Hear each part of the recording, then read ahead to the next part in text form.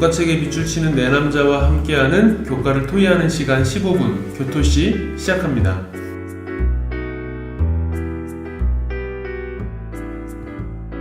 안녕하세요 성도 여러분. 오늘은 제9과 가장 설득력 있는 증거라는 제목으로 함께 교과 토의를 해보겠습니다. 이번 주 교과 토의 함께 하실 세 분 목사님, 임민호 목사님, 조희연 목사님, 윤은수 목사님 함께 하셨습니다. 안녕하세요. 안녕하세요. 예, 반갑습니다. 오늘 교과 내용 시작하면서 먼저 기억절 말씀 읽겠습니다.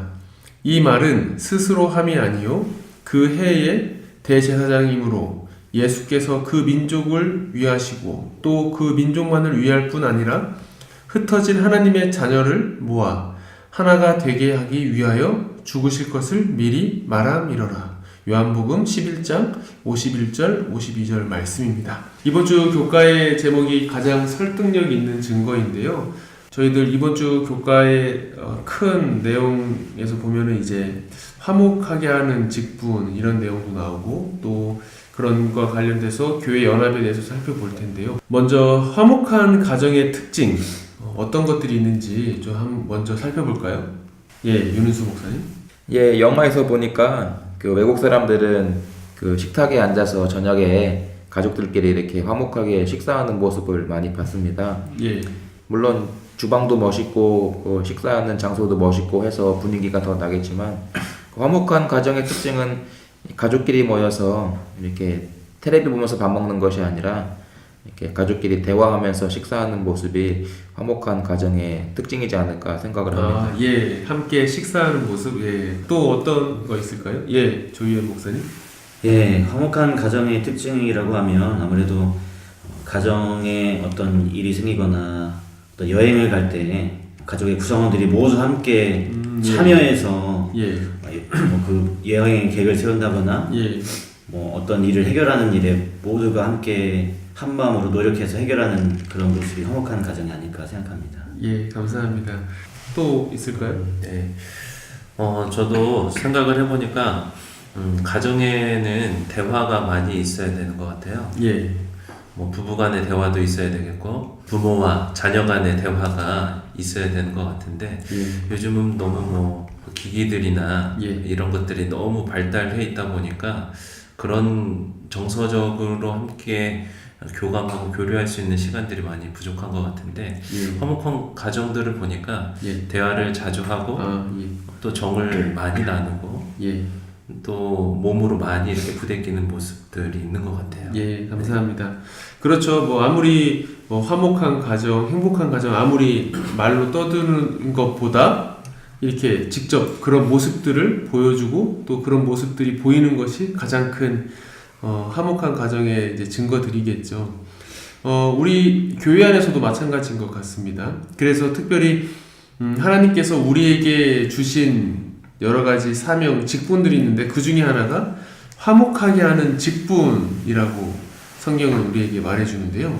이 화목하게 하는 직분이 무엇인지 한번 이야기 나눠볼까요? 예, 임민호 목사님. 네, 130페이지 네 번째 단락에 보면 세 가지 의미에서 화목의 사역으로 우리는 부름을 받는다라고 나타나 있는데 그 중에 제가 첫 번째 이야기를 제가 말씀을 소개를 해드리도록 하겠습니다.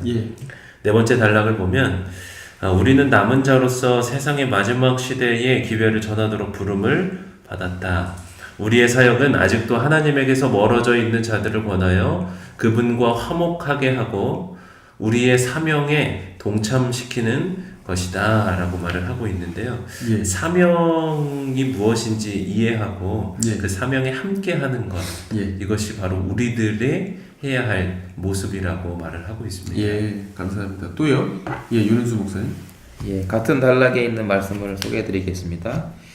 그리스도와 연합했다는 것은 서로 연합했다는 뜻이다. 서로 화목하고 형제와 자매 사이에 평화와 조화를 이루는 것은 세상에 예수 그리스도께서 구주시며 구원자이심을 보여주는 틀림없는 증거이다 라고 설명이 소개되고 있습니다. 예, 그리고 조희연 목사님. 예, 우리 교과책 131페이지 첫 번째 단락에 보면 이 화목의 사역을 통해서 우리가 세상에 어떤 모습을 보여줄 수 있는지 설명을 해주고 있는데요. 교회는 이러한 화목의 사역을 통해서 하나님의 구원의 계획은 진실하며 효과적이라고 세상을 향해 말한다. 예. 대쟁투는 하나님과 그분의 성품에 대한 것이다. 세상은 교회가 연합과 화목을 고취시키는 만큼 하나님의 무한하신 지혜로 되는 일들을 볼 수 있다라고 설명하고 있습니다. 예. 또 하나 이제 또 질문을 나눠볼 텐데요. 저희가 교회 연합, 이렇게 연합을 강조하면서도 동시에 우리 안에 여러 가지 다양성이 있는데요. 그런 다양성을 또 존중해야 될 텐데요. 왜 존중해야 되는지 또 이유를 좀 나눠보겠습니다. 예, 임민호 목사님. 네, 135쪽 첫 번째 단락을 먼저 보도록 하겠습니다. 여기에 보면 바울이 기록한 성경 말씀을 통해서 그 당시에 있었던 문제를 제시하고 설명을 하고 있는데요. 바울은 그러한 의식들을, 여기서 나타나는 의식들은 음식에 대한 문제들이나 그리고 그 당시에 다양한 절기의 준수에 대한 문제들이 있어요. 예. 그런 모든 문제를 포괄하고 있습니다. 그래서 그러한 의식들을 구원의 방편으로 여기지 않는 이상 진지하고 양심적으로 그것들을 준수하는 자들을 너그럽게 이해하자는 의견을 제시했다.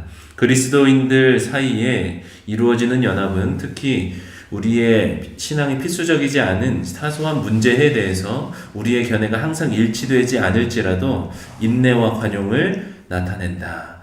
사실 이러한 모습들이 교회에서 많이 드러나게 되는데 우리가 서로의 상황을 이해하고 인내하고 또 관용하는 마음을 가지고 있다면 초신자들도 잘 적응할 수 있겠고 예. 오랫도록 신앙하신 분들도 자기의 신념이 흔들리지 않게 서로 이렇게 인내하고 도와가면서 신앙을 할 수 있지 않을까, 연합을 할 수 있지 않을까 예. 생각을 하게 됩니다. 예, 감사합니다. 그래서 이렇게 교회들이 서로 연합을 하기 위해서 중요한 또 동기들이 있을 텐데요. 그 중에 하나, 이제 예를 들어서 초대교회의 모습을 보면 선교 사명이 교회의 연합의 또 중요한 동기가 아닐까 생각이 드는데요. 이런 초기 교회에서의 선교 사명이 연합에 얼마나 중요한 동기였는지 한번 생각해 보겠습니다. 예, 윤은수 목사님. 목요일 소지 교과책 136쪽 기억절부터 한번 보시면은 예. 우리가 잘 아는 말씀입니다. 예. 더불어 마음을 같이하여 오로지 기도에 힘쓰더라 예. 라고 목요일 소지에서 기억절을 소개하고요. 예. 137페이지에 영감의 교훈을 제가 좀 소개해 드리도록 하겠습니다. 예. 그들이 그리스도와 연합할 때에만 제자들은 그의 수반되는 성령의 능력과 하늘 천사들의 협력을 바랄 수 있었다. 그들이 연합하는 수고를 계속할 때에 하늘의 사자들은 그들의 앞에서 길을 열 것이며 마음들이 진리를 받아들이도록 준비되어 많은 사람들이 그리스도께 인도될 것이었다라고 영감의 교훈을 소개해주고 있습니다. 예, 감사합니다. 이렇게 초기 교회의 이런 모습과 또 선교와 봉사의 이런 모습들에 있어서 설득력이 있었던 또 중요한 요인들이 있을 텐데요. 무엇인지 한번 살펴보겠습니다. 예, 조기현 목사님. 예, 오늘날에도 우리가 가진 증언의 말씀을 전하는 선교와 봉사의 설득력이 있어야 하는데요. 예.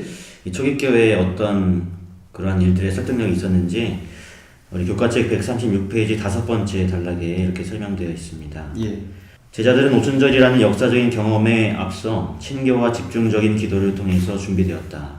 그들이 개인적인 차이를 내려놓고 하나님께 가까이 갔을 때에 성령님은 그들을 예수님의 부활을 두려움 없이 대범하게 전할 수 있는 증인으로 준비시키셨다라고 설명하고 있습니다. 그리고요, 임민호 목사님. 137쪽 첫 번째 단락을 보면 이렇게 나타나 있습니다. 그들은 그분 속에 구원의 약속이 있다는 사실을 깨달았고 그리스도와 같은 품성을 나타내고 그분의 나라를 확장시키기 위하여 수고하는 것이 신자들의 포부임을 알았다. 그 결과 주께서는 그들을 통해서 엄청난 일들을 하실 수 있었다. 여기에 보면 그들에게 있었던 것은 구원의 약속이 있다는 사실을 깨달았다는 것이죠. 구원의 확신이 있었어요. 예. 그래서 구원의 확신이 있어야 우리들도 역시 마찬가지로 우리의 선교와 봉사에 분명한 설득력이 있을 수 있고요. 그리고 그러한 마음을 가지고 그들이 앞으로 나아가야 할 방향을 아주 정확하게 알고 있었던 것이죠. 그래서 그 결과 예수님께서 그들을 통해서 그러한 초기 교회의 사역을 완성하실 수 있었습니다. 예, 감사합니다. 이번 주 교과 가장 설득력 있는 증거라는 제목으로 간단하게 교과의 내용을 살펴보았는데요. 우리 교회가 예수님 안에서 하나로 연합할 때 가장 큰 힘을 세상에 발휘할 수 있지 않을까, 영향력을 발휘할 수 있지 않을까 생각해 보게 되는데요.